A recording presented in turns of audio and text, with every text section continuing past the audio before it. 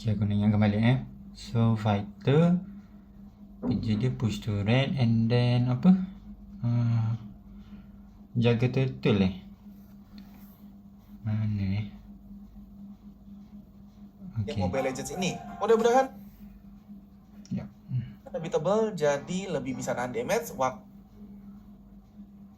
Dan kalau memang ampit, tentunya ini tuh yang ada di lane ini tuh pertama ngepush turret. Jadi kalau buat yang ada di XP lane, fokus utama kalian itu ya bukan bunuh-bunuhan. Cuman karena deket sama Turtle Pit, tentunya ini tuh jadi tugas XP lane juga, bantu-bantu kalau tim kita lagi gebukin Turtle biar tim kita menang damage. Tapi balik lagi sama situasi pertandingan. Kalau memang aman, ya fokus kalian ke turret aja.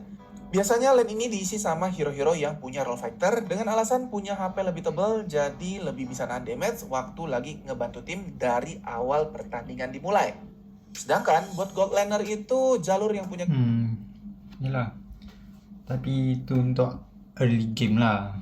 Kalau gold lane ni pula farming sampai kaya kan, beli item yalah, beli item sampai dia jadi tinggal bantai. beli item sebanyak-banyaknya sampai udah jadi tinggal bantai-bantai. Dan kebalikan dari XP laner, gold laner itu tuh lebih berperan aktif di pertengahan sampai akhir pertandingan. Tapi dia jadi function dekat mid dan late game lah. Then mid lane dia jagain minion di lane supaya tentunya nggak jebol sama musuh. Kalau tadi gold laner itu jaminan damage-nya buat di late game, sedangkan XP lane di early game, mid laner ini tuh tugasnya lebih kompleks. Perlu kesana sini, ngebantu jalur mana aja, jadi support iya, ngasih damage iya, tapi dibilang posisinya terancam banget, sebenarnya lebih terancam.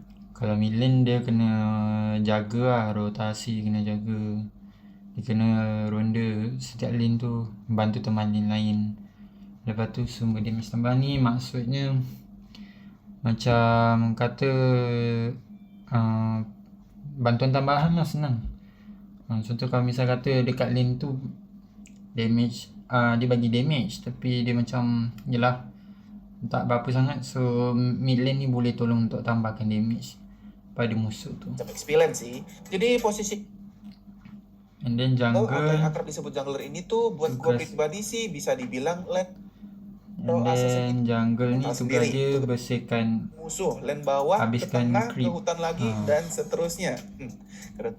Tugas dia lah, jaga dekat area jungle, habiskan semua musuh-musuh kat hutan. Lepas tu dah settle baru bantu lane.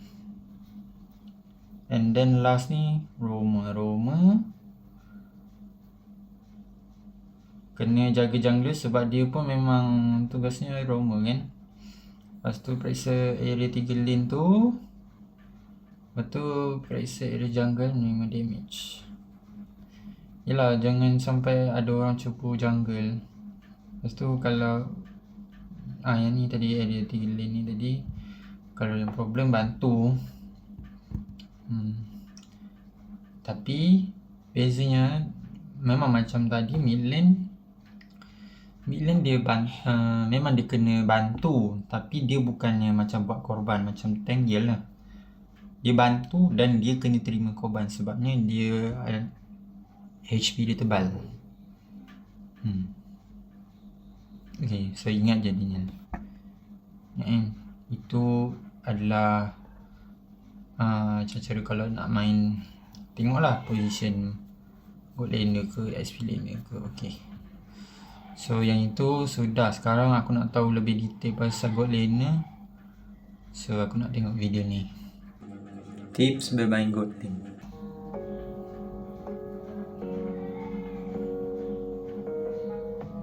Ya, gold laner, posisi yang harusnya paling kaya di Lane of Dawn karena kehadiran Mamang Gerobak yang bawa receh ini di beberapa gelombang awal pertandingan dimulai. Tapi kadang-kadang masih ada aja kan gold laner yang udah main lama banget tapi masih gak kaya-kaya. Salahnya di mana ayo? Yuk kita pelajarin sama-sama, karena hari ini gue bakalan bagiin ke kalian beberapa tips buat mainin hero-hero yang ngisi posisi gold lane alias gold laner. Ya, kalau dilihat secara umum sebenarnya kelihatannya simple kan. farming sampai kaya, jadi terus menang. Ya harapannya sih begitu ya, tapi pada kenyataannya ya nggak seindah harapan dong pastinya. Karena ya memang nggak sesimpel itu guys. Ada beberapa hal yang sebenarnya harus kalian perhatiin banget buat jadi gold laner yang kece parah. Kita mulai dari pemilihan hero. Tentunya kalau kita ngomongin soal gold laner, hal yang jadi fokus utama kita itu pastinya ada di keunggulan dari jumlah perolehan gold yang dikasih sama gold lane buat si penghuni jalurnya. Ya tentunya semua itu nggak luput dari pengaruh si mamang gerobak yang satu ini kan. Nah dengan keunggulan gold yang dikasih sama jalur ini, tentunya harus kita manfaatin dengan ngisi si jalur pakai hero-hero yang butuh item-item jadi untuk bisa jadi hero yang mematikan. Atau istilah simpelnya kita sebut hero late game. Dan kebetulan hero-hero late game itu paling banyak diisi sama hero-hero yang punya role marksman. Ya, kayak yang kita semua tahu, berhasil ngebuka ulti aja nggak cukup buat marksman. Mereka itu butuh item-item yang mumpuni buat bisa dapetin performa yang maksimal. Dan semua marksman ya ditaruh di late game itu pastinya oke aja kan. Kecuali Granger yang memang lebih OP dijadiin core dan memang late gamenya agak melempem. Karena memang ini tuh diset sama Buntun guys. Nah, tapi selain marksman, sebenarnya hero-hero yang punya role fighter juga boleh loh ngisi jalur yang satu ini. Bahkan malah menurut gua kalau gold lane ini diisi sama fighter yang notabene-nya itu pasti lebih tebal daripada MM, justru malah ngasih keunggulan buat fase laning di gold lane-nya. Cuma poin minusnya kalau kalian ngisi gold lane sama hero-hero fighter itu ya kalah di jarak serangan aja. Marksman bisa nyicil fighter dari jarak jauh, sedangkan para fighter yang serangannya itu jarak deket bakalan agak susah buat ngejangkau hero-hero jarak jauh tadi. Jadi buat mengantisipasi fighter kalah laning sama marksman di gold lane, kalau memang pengen main fighter, usahain buat pilih fighter-fighter yang punya serangan jarak jauh buat nyolek CMM atau punya skill blink, dash, dan sejenisnya dengan tujuan yang sama untuk bisa menjangkau dan ngasih damage ke hero-hero marksman tadi. Jadi di sini kalau pakai fighter buat jadi gold laner, ya kemungkinan kalian bisa coba-coba buat ngelirik lapu-lapu, Winnifer, Gatot, Argus, Jawhead, Kaja, dan fighter-fighter yang kalau kalian lihat itu ada skill atau kemampuan yang udah gue jelasin tadi. Sebelum kita lanjutin videonya, biasa ya, buat yang mau top up murah terpercaya, kalian bisa top up di Diamond Store gua, CS Diamond Store. Info lengkap kalian bisa cek di Instagram @cs_diamondstore atau hubungin admin gua via chat WhatsApp di nomor ini. Oke, mantap. Kita lanjut. Keuntungan ada di gold lane itu apa aja sih? Pertama, tentunya gold yang lebih unggul tadi. Dan kedua, kemungkinan di geng di awal pertandingan itu agak sedikit lebih kecil dibandingin sama XP lane. Karena di awal match tentunya mid laner bakalan lebih fokus sama turtle yang nongolnya di XP lane, bukan di gold lane. Tapi kemungkinan buat di geng tetap ada aja ya. Soalnya ya siapa yang bisa tebak kan hati sama pikirannya musuh. Bahkan kadang-kadang ada juga musuh yang lebih senang ke gold lane karena mereka itu tahu hero-hero di gold lane terutama marksman itu biasanya agak tipis. Makanya kalian itu harus tetap waspada guys. Nah, kalau udah paham sama pemilihan hero-nya, tentunya pola permainan dari gold laner itu juga perlu banget buat kalian ngertiin benar-benar ya. Fokus dari hero gold laner itu ada di perkembangan build yang harus lebih unggul dibandingin hero-hero lain di dalam tim. Kalau dibikin dalam bentuk statistik, kemungkinan susunan yang paling tepat buat perolehan gold ya gini deh kira-kira. Gold laner itu harus lebih kaya, bahkan kekayaannya itu harus ada di atas kekayaan core. Ya emang kedengarannya aneh, tapi emang gitu kenyataannya. Dan ini tuh bisa banget kalian dapetin. Pasti masih banyak kan dari kalian yang ngisi gold lane, terus fokusnya itu cuma jaga diri biar gak mati, sama ada di dekat minion biar kebagian level sama gold, terus sambil iseng-isengin lawan. Sebenarnya tindakan kayak gini kadang bener kadang salah loh. Tindakan fokus sama hero lawan itu bisa dianggap bener kalau dengan kalian fokus sama si lawan sesama gold laner itu bisa kalian eliminasi ya. Atau kalian pukul mundur sampai si gold laner lawan itu pulang ke base. Jadi otomatis di situ kalian bakalan menang level sama menang gold kan. Tapi kalau cuma cicil-cicilan gak berarti buat beberapa menit, saran gue fokus kalian itu mendingan dipindah. Soalnya awal pertandingan itu benar-benar penting buat gold laner, terutama 5 menit awal yang bakalan munculin minion-minion yang bawa gerobak tadi guys. Ingat ya, gold laner itu tugasnya jadi garansi di late game. Jadi di awal-awal nggak banyak kill itu bukan masalah gede guys. So mendingan kalian fokus aja sama minion-minion ini. Karena minion-minion itu akan kasih kalian rezeki buat beli item-item yang kalian butuhin. Dan kunci buat dapetin rezeki lebih dari minion di lane itu ada di kata last hit. Pada tahu nggak? Jumlah gold yang kalian terima dari ngebunuh minion dengan cuman asal ngasih damage, tapi di last hit sama minion kita itu beda dengan gold yang kalian terima kalau kalian yang ngeliminasi minion lawan. Dan ini tuh hal yang kelihatannya sepele tapi berpengaruh cukup besar sama perbedaan jumlah gold kalian terhadap core dan tentunya terhadap hero lawan juga. Gak percaya? Nih, kita lihat sama-sama guys. Layla yang pertama ini gue biarin minion kita yang eliminasi si minion musuh dan kita itu cuma nerima hasilnya aja. Kalian bisa lihat dari minion yang paling depan itu kita dapat 51 gold, terus yang di tengah kita dapat 26 gold, sama yang paling belakang yang sampai disusul sama gelombang selanjutnya karena kita nggak nyerang itu kita dapetin 107 gold. Totalnya kita dapetin 184 gold dari satu wave minion. Tapi kalau kita berhasil dapetin semua laksitnya, kita lihat deh. Minion terdepan ngasih kita itu 65 gold. Minion kedua ngasih kita 33 dan yang si gerobak ini ngasih kita 134 gold. Totalnya itu 232 gold. Selisihnya sampai hampir 50 gold dari satu gelombang minion cuman karena perkara lasit aja. Makanya minion di lane ini jadi lebih penting daripada hero lawan kalau kalian itu nggak punya kemampuan buat ngekill si hero lawan guys. Selain urusan last hit, kemampuan buat jaga diri dari hero yang ada di jalur gold lane itu juga sedikit diuji ya. Beda sama XP lane yang lebih barbar, gold lane ini tuh benar-benar ngandelin late game. Jadi kalau bisa jangan sampai kebanyakan mati di awal-awal. Jangan Tentu mati kalian itu di awal bakalan gitu. dapat banyak kerugian. Pertama, musuh jadi lebih kaya karena kematian kalian itu ngasih bonus gold ke lawan.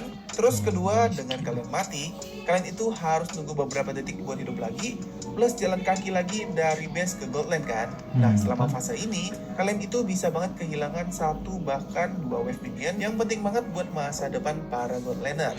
Jadi usahain untuk jadi gold laner itu jangan kebanyakan mati. Bahkan kalau memang kondisinya itu kita sebagai gold laner ini digeng sama musuh, terus si musuh ini nge-push turret terluar kita, gue sih saranin kalian buat lepasin aja ya.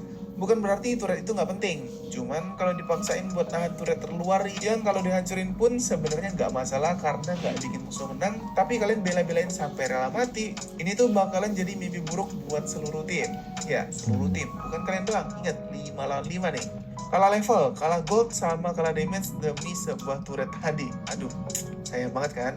Jadi jangan terlalu berusaha juga guys. Jadi gold laner itu harus prioritasin diri sendiri di atas keselamatan turret. Nah, biasanya suka ada yang bingung kan, terus nanyain soal rotasi.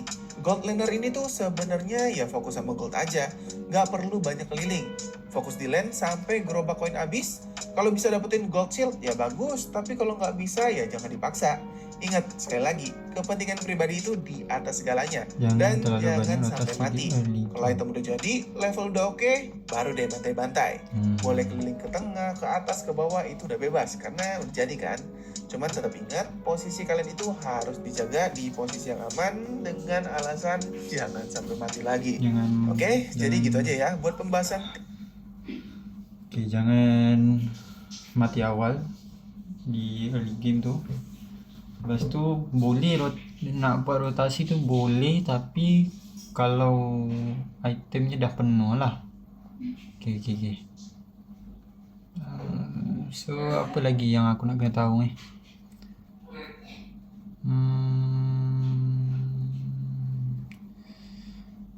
Oh ya, teknik yang harus dikuasai by Mobile Legends.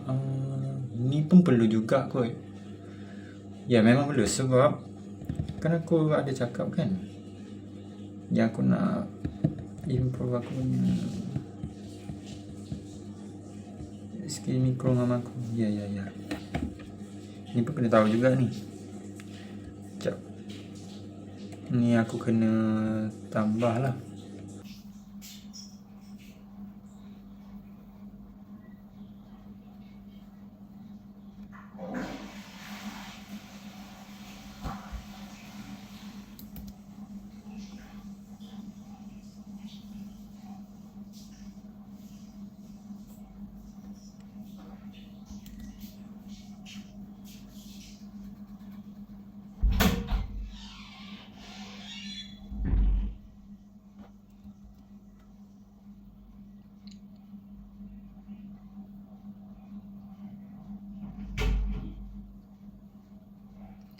Tengok video sistem marksman dah.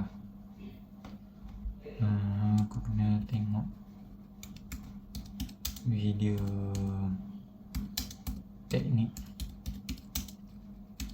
lawan. Okay, tengok video teknik lawan. Jadi sudah.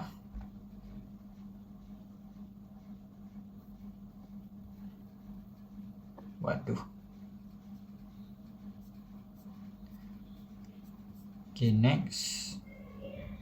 Guna tengok video teknik yang harus dikuasai player Mobile Legends. Let's go.